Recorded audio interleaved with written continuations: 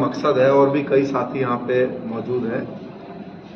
करीब 3 साल से हम लोगों ने एक कार्यक्रम की शुरुआत करी जिसका नाम है अंतर्राष्ट्रीय शौर्य दिवस।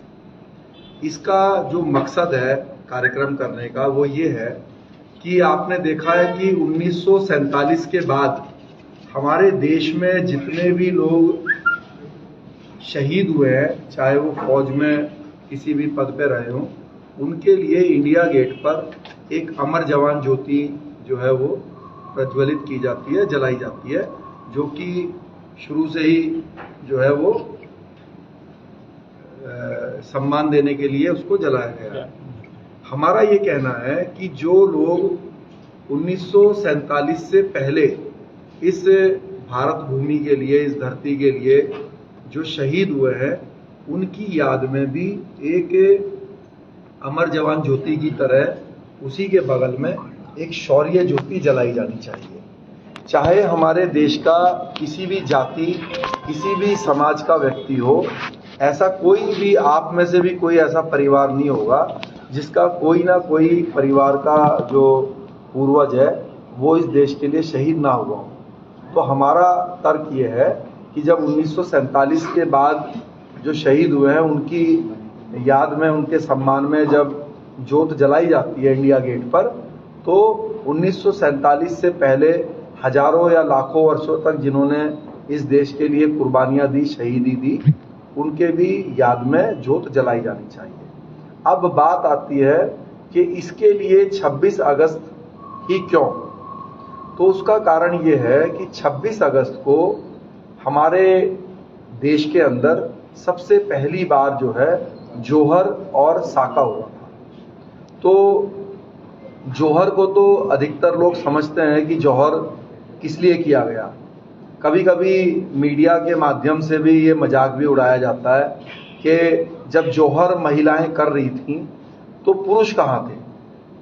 तो मैं और हमारे साथी और राष्ट्रवादी जनलोक पार्टी उन लोगों को ये बताना चाहती है इस कार्यक्रम के माध्यम से कि जब जौहर होता था तो उससे पहले साका होता था। तो जितनी भी महिलाएं होती थी, जो उनके भाई होते थे, जो उनके पति होते थे, जो उनके परिवार के लोग होते थे, तो उस जगह पर मौजूद हर पुरुष जो है वो साका करने के लिए, साका का मतलब है कि अपने अंतिम सांस तक अपने राष्ट्र के लिए जो है वो युद्ध लड़ता था, और जब तक वो अपनी जो है कुर्बानी नहीं दे देता था तब तक वो युद्ध के मैदान पे डटा रहता था। तो जब साका हो जाता था और जब ये देख लिया जाता था कि जो बाहर सेना है वो उसकी संख्या ज़्यादा है और अब हम अपनी बहनों को, माताओं को, धर्मपत्नियों को, उनके सम्मान की रक्षा करने में असमर्थ हैं प्राण देने के बाद भी, तो जोहर होता था। तो 26 अगस्त को पहला जोहर माँ पद्मावती जी के साथ 16,000 रानियों ने, महिलाओं ने, हमारी माताओं बहनों ने किया, और उससे पहले हजारों की संख्या में क्षत्रिय समाज के जो महान योद्धा थे और अन्य समाज के लोग भी उसमें शामिल थे, उन सब लोगों ने जो है साका किया। तो उनकी याद में हमने 26 अगस्त की ये तारीख जो है वो तय की हुई है, और इसका नाम हम राष्ट्रवादियों ने जो है वो अंतर्राष्ट्रीय शौर्य दिवस दिया है। और इनके जैसे जो लाखों लोग जो है समय समय पर जो शहीद हुए हैं इस देश के लिए, उनकी याद में, जैसा कि मैंने आपसे कहा कि हम पिछले 3 सालों से लगातार ज्ञापन देते हैं सरकार को कि इंडिया गेट पर इनके भी सम्मान में एक दीप प्रज्वलित किया जाए। तो इस मंशा के साथ हम देश के अलग अलग राज्यों से आज यहाँ मौजूद हैं और कल भव्य रूप से इस कार्यक्रम को हम मनाने जा रहे हैं। सर, कार्यक्रम की प्रारूप क्या है? किस तरह का प्रोग्राम आप कर रहे हैं? क्या कुछ होने वाला है आराम में? कार्यक्रम की जो प्रारूप है वो तो हमने आपके सामने बता ही दिया कि कारण क्या है। कल होने वाले आराम में क्या कुछ होने वाला है? हाँ, और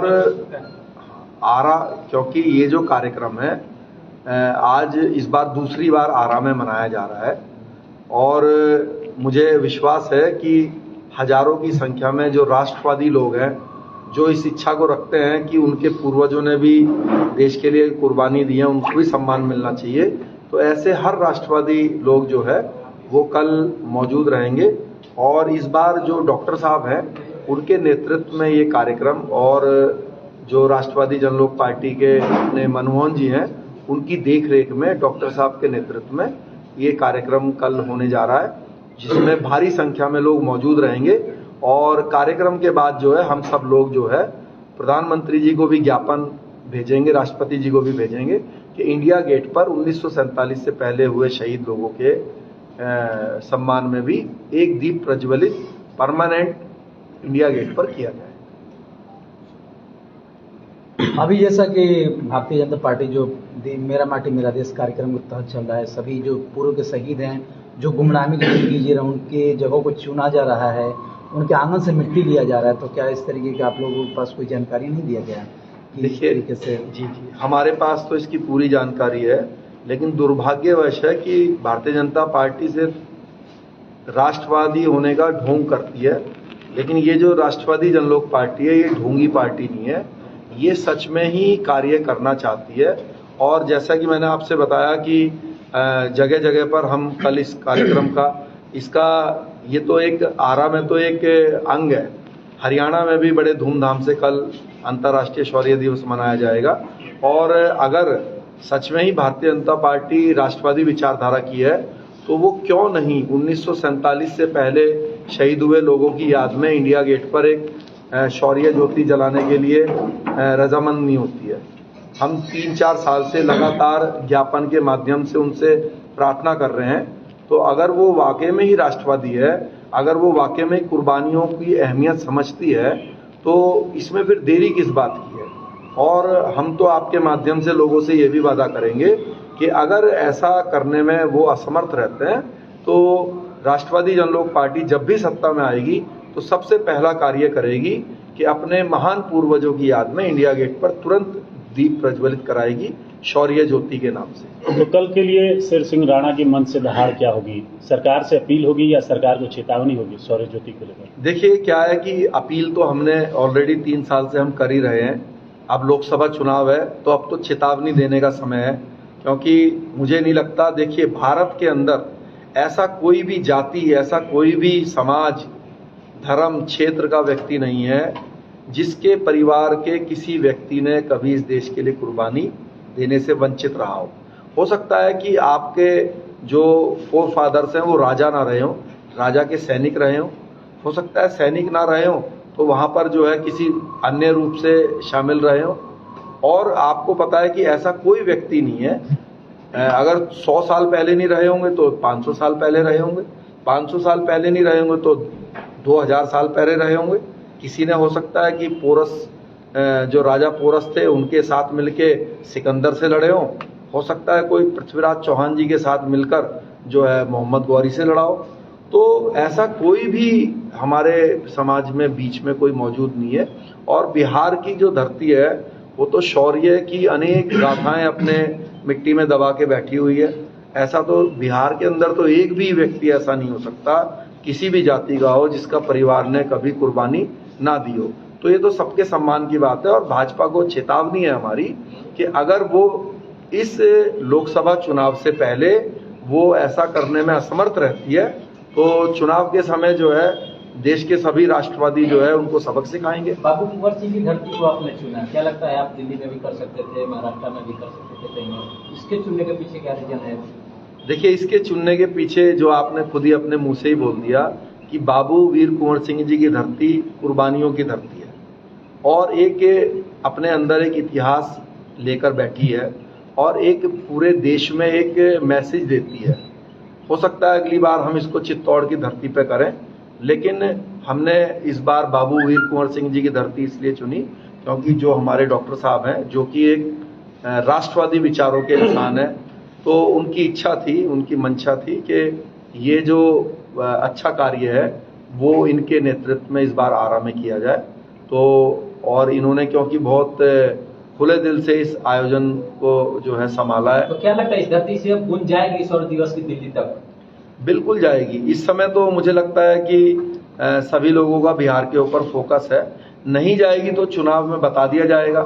ये ढोंग अब ज्यादा दिन नहीं चलेगा भारतीय जनता पार्टी का। कि हम राष्ट्रवादी हैं, हम देश के जो है सबसे प्रेम करने वाले लोग हैं। राष्ट्रवादी तो आपके सामने बैठे हैं, पार्टी का नाम ही राष्ट्रवादी है, तो हम तो सबसे बड़े राष्ट्रवादी हैं, हमसे बड़ा देश से प्रेम करने वाला। और क्षत्रिय में तो पैदा होते ही समझिए वो तो देशभक्त है, ऐसा मेरा मानना है। बाकी अन्य समाज के लोगों में भी कोई देशभक्ति की कमी नहीं है, लेकिन क्षत्रियों ने तो देश के लिए लहू बहा के देश की जो है अखंडता और जो है एकता कायम रखी है। चुनाव का समय है, लोकसभा नजदीक है, ऐसे में किस तरफ आपका रुख होगा? राजपा किस तरफ जाएगी? क्योंकि चुनाव में देखिए, राष्ट्रवादी जनलोक पार्टी अनेक राज्यों में काम करती है। हरियाणा में अभी हमारा जो ओम प्रकाश चौटाला जी है उनसे गठबंधन है, और उत्तराखंड में भी हम लोग काम करते हैं, उत्तर प्रदेश के भी काफ़ी हिस्सों में काम करते हैं। तो क्योंकि के कई राज्यों में हम लोग काम करते हैं, इंडिया और एनडीए दोनों ही तरफ से हमारे को ऑफर हैं, लेकिन हम लोग ये देख रहे हैं कि जो देश की तरक्की के लिए काम करता है और जो हमारे कुछ मुद्दे हैं, क्योंकि राष्ट्रवादी जनलोक पार्टी विशेषकर जो क्षत्रिय समाज है, जो स्वर्ण जाति है, उसके अधिकारों की रक्षा करने के लिए बनी है। हमारा नारा है कि हम किसी दलित या पिछड़े समाज के अधिकारों को न छीनेंगे, न अपने अधिकारों को किसी को छीनने देंगे। तो जो स्वर्णों के अधिकार की भी बात करेगी जो गठबंधन, हम उसके साथ जो हमारी कुछ शर्तें हैं या हमारे कुछ डिमांड है, जिसमें एक ये भी डिमांड है कि अमर जवान ज्योति के साथ साथ एक शौर्य ज्योति भी हमारे महान पूर्वजों के सम्मान में जलाई जाए। तो पहली डिमांड तो हमारी यही है। अगर इंडिया बोलती है कि हम इसको करेंगे तो हम उनके साथ हैं, अगर एनडीए बोलती है तो हम उनके साथ हैं। और मुझे नहीं लगता कि दोनों को बोलने में इसमें कोई समस्या होनी चाहिए या इस कार्य को करने में कोई समस्या होनी चाहिए। और भी कुछ है, और हमारी संसदीय कमेटी तय करेगी समय आने पर कि किसके साथ हम जाएं।